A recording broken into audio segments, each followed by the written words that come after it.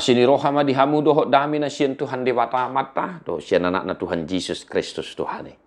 Amin. Shalom mamanginang, selamat pagi, salam parhorasan, selamat melanjutkan aktivitas kembali.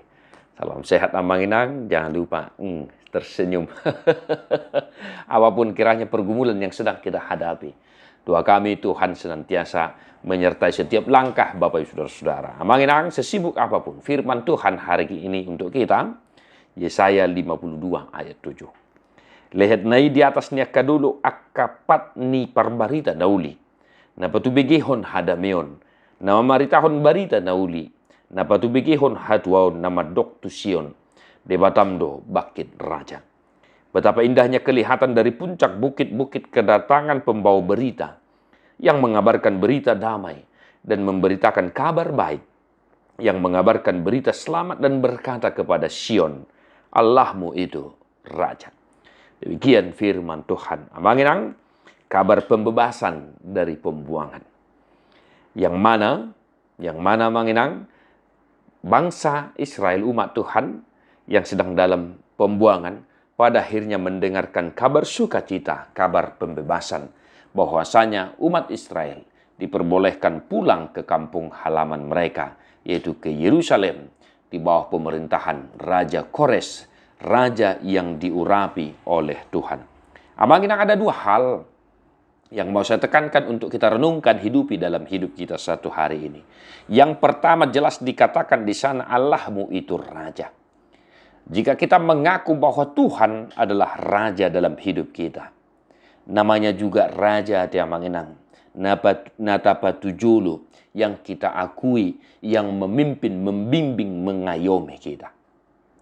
Ibarat seorang ayah tidak akan pernah mengajarkan hal-hal yang tidak baik kepada anak-anaknya. Demikianlah Tuhan Allah itu Raja kita, Yesus Kristus Tuhan kita, yang memimpin kehidupan kita. Oleh sebab itu satu hari ini, berilah dirimu dipimpin oleh Raja Agung itu, Yesus Kristus Tuhan kita. Biarlah dirimu, usahamu, hidupmu, kegiatanmu dituntun dan dipimpin oleh Yesus Kristus, Raja Agung yang kita sembah itu. Nah, imana barjulu amanginang. Napaduahon, lehet nai di atasnya kadolok akapat ni parbarita nauli. Memberitakan kabar sukacita. Ini juga perlu kita garis bawahi. Amanginang, janganlah membawa kabar-kabar yang tidak sedap didengar hati amanginang hati. Atau kabar burung, kabar gosip, hoax, dan lain sebagainya. Mari sebagai orang yang mengaku percaya kepada Kristus, dimanapun kita berada, apapun profesi pekerjaan kita, marilah senantiasa kita membawa kabar berita sukacita, bukan kabar yang tidak enak dan lain sebagainya. Apalagi kabar gosip dan kabar-kabar yang tidak benar adanya. Lehet nai di atasnya kadulu patnya kabar berita nauli. Bukan hanya merujuk kepada pemberita Injil atau hamba Tuhan, tetapi kita juga semua mengenang. Di kantor, bawalah kabar-kabar yang sukacita yang mengenakan hati. Di pasar, bawalah berita-berita yang enak didengar, yang mampu membangkitkan semangat sukacita kita.